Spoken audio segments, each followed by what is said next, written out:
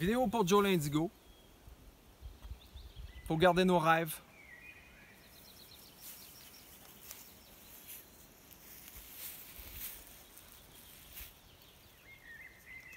Ça serait le fun là, de pouvoir arrêter cette prophétie de la fin de l'humain, hein? Puis de se mettre à essayer de restaurer puis de changer les choses. Tu sais, j'ai toujours eu l'impression, peut-être que c'est de la folie, qu'on avait techniquement un supposé libre arbitre. Je me disais, si on a un vrai libre arbitre, puis qu'on est capable d'avoir le vrai libre arbitre une fois qu'on devient tous conscients, puis qu'on agit tous ensemble d'une manière responsable, collective, je me disais que sûrement on allait être capable d'éviter les 2/3 de désertification des sols d'ici 2050. Je me disais que sûrement on allait être capable de contrer la déforestation, l'acidification des océans, la perte des récifs coralliens, qu'on allait arrêter de détruire les matières premières de manière complètement ridicule.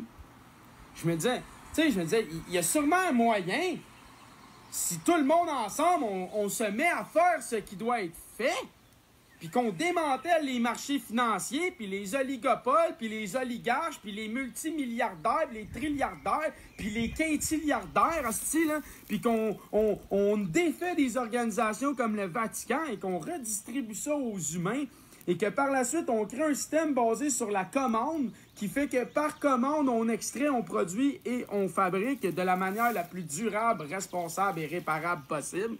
Je me disais peut-être qu'on pourrait être en mesure d'éviter la dépopulation ou la fin des temps écrits dans les religions. Puis là, je me souviens, ça me frappe encore. Jonathan, t'en as pas de libre arbitre. T'en as pas. C'est ton subconscient qui t'envoie tes pensées conscientes, puis ton subconscient, il a été programmé par la société, toute ta calice de vie. La radio, les pubs, les panneaux publicitaires, les conversations on the side, les messages subliminaux dans les flashs rapides, tes peurs, tes désirs, l'environnement, le langage, la culture. Là, je me dis, c'est pour ça qu'on n'est pas capable d'y arriver. Il n'y a personne de réellement conscient, finalement. La majorité n'est pas consciente. La majorité est subconsciente et guidée par cet instinct qui fait qu'ils ne contrôlent rien du quotidien. Et par la suite, ils prétendent avoir réfléchi, avoir choisi, avoir décidé par eux-mêmes, pour eux-mêmes.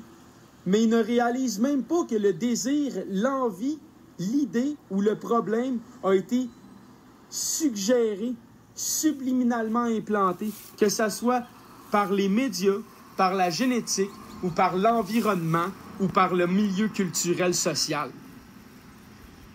Et par la suite, ils prétendent avoir fait le choix qu'en réalité, c'était qu'une suite logique de cause à effet, d'action et de réaction, et que ça n'avait rien du tout à voir avec la vraie ambition d'un humain libre et conscient et responsable, mais plutôt que tout ce qu'on dit, cognitivement reptilien, sécurité, confort, besoin, désir, peur, corps.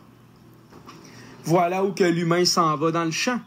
Pourquoi l'humain s'en va dans le champ?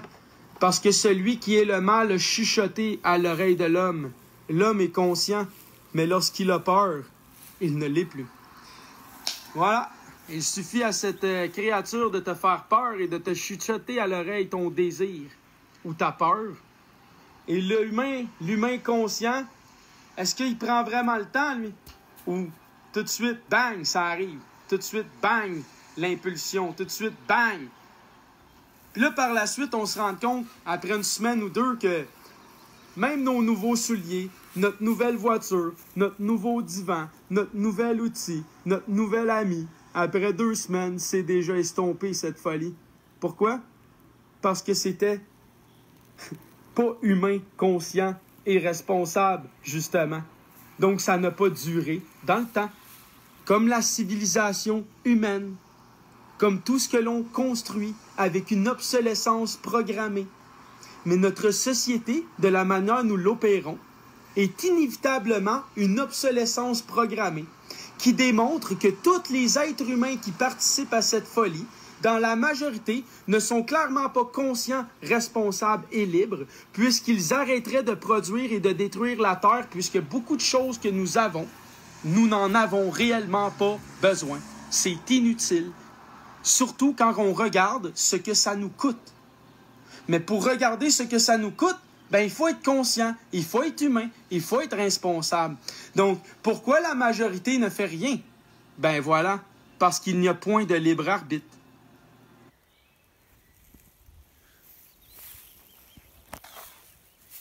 Et voilà, Joe, un indigo moi-même. Faut continuer.